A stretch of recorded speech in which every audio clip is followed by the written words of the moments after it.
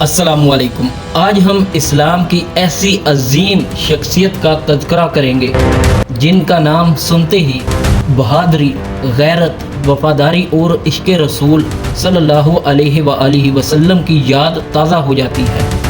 ہاں، یہ وہ ہستی ہیں جنہیں دنیا اسد اللہ و اسد رسول ہی کے لقب سے یاد کرتی ہے، یعنی اللہ اور اللہ کے رسول کا شیر۔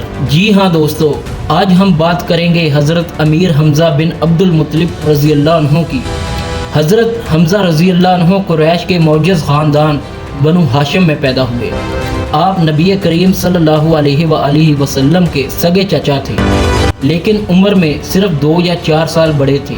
اتنا ہی نہیں، آپ اور رسول اللہ صلی اللہ علیہ وآلہ وسلم نے ایک ہی خاتون صوبیہ رضی اللہ تعالیٰ عنہ کا دودھ بھی پیا، اس لیے آپ رضائی بائی بھی تھے۔ بچپن ہی سے حضرت حمزہ رضی اللہ عنہ نہایت بہادر، سخی، بہترین شکاری تھے۔ مکہ کے لوگ ان کی دلیری کی مثالیں دیا کرتے تھے۔ اسلام قبول کرنے سے پہلے بھی حضرت حمزہ رضی اللہ عنہ ظلم سے سخت نفرت کرتے تھے۔ وہ کبھی کسی کمزور پر ظلم برداشت نہیں کرتے تھے۔ شکار کھیلنا، تیر اندازی اور تلوار چلانا ان کا محبوب مشغلہ تھا۔ قریش کے بڑے بڑے سردار بھی ان کی دلیری سے خوف کھاتے تھے۔ حضرت حمزہ رضی اللہ عنہ نے اسلام کیسے قبول کیا؟ ایک دن رسول اللہ صلی اللہ علیہ وآلہ وسلم صفا پہاڑی کے قریب تشریف فرما تھے۔ ابو جہل نے انتہائی گستاخی اور بے ادبی کے ساتھ آپ صلی اللہ علیہ وآلہ وسلم کو تکلیف دی۔ رسول اللہ صلی اللہ علیہ وآلہ وسلم نے صبر فرمایا اور خاموش رہے۔ یہ منظر ایک لونڈی نے دیکھا۔ کچھ دیر بعد حضرت حمزہ رضی اللہ عنہ شکار سے واپس آئے۔ لونڈی نے کہا، اے حمزہ، اگر تم دیکھتے کہ ابو جہل نے تمہارے بھتیجے محمد صلی اللہ علیہ وآلہ وسلم کے ساتھ کیا سلوک کیا تو تم ہرگز خاموش نہ رہتے۔ یہ سنتے ہی حضرت حمزہ رضی اللہ عنہ کا خون جوش مارنے لگا۔ وہ سیدھے خانہ کعبہ پہنچے جہاں ابو جہل بیٹھا تھا۔ انہوں نے اپنی کمان سے اس کے سر پر ایسی ضرب لگائی کہ وہ زخمی ہو گیا۔ پھر بلند آواز میں فرمایا، کیا تم محمد صلی اللہ علیہ وآلہ وسلم کو برا کہتے ہو؟ سن لو، میں بھی اسی دین پر ہوں جس دین پر محمد صلی اللہ علیہ وآلہ وسلم ہے۔ اگر ہمت ہے تو مجھ سے مقابلہ کرو۔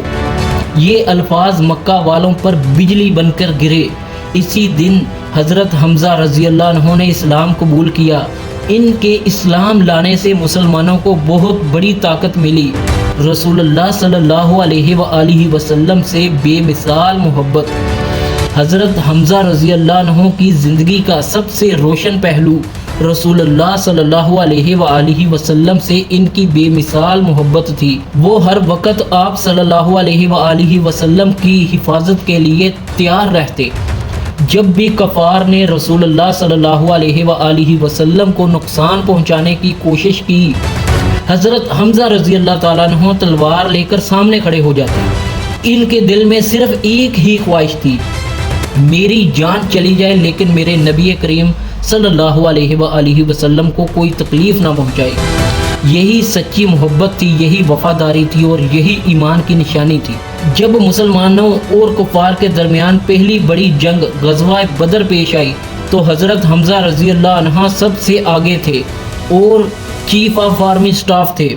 انہوں نے بے مثال بہادری دکھائی۔ کئی بڑے بڑے مشرکین ان کی تلوار کے سامنے نہ ٹھہر سکے۔ رسول اللہ صلی اللہ علیہ وآلہ وسلم نے ان کی شجاعت دیکھ کر خوش ہوتے تھے۔ اس جنگ میں مسلمانوں کو عظیم فتح نصیب ہوئی۔ اب وہ وقت آیا جس نے پوری امت کو غمزدہ کر دیا۔ غزوہ احد میں حضرت حمزہ رضی اللہ عنہ شیر کی طرح دشمنوں پر ٹوٹ پڑے۔ روایتوں کے مطابق انہوں نے دشمن کے کئی نامور جنگجوؤں کو میدان میں شکست دی، لیکن کفار نے ان کے خلاف ایک منصوبہ بنایا۔ وہی وحشی نامی ایک ماہر نیزہ باز کو اس کام پر لگایا گیا تھا۔ وہ دور سے نیزہ پھینک کر حضرت حمزہ رضی اللہ عنہ کو شہید کرے۔ جنگ کے دوران موقع پا کر اس نے نیزہ پھینکا جو حضرت حمزہ رضی اللہ عنہ کو لگا۔ آپ رضی اللہ عنہ جام شہادت نوش کر گئے۔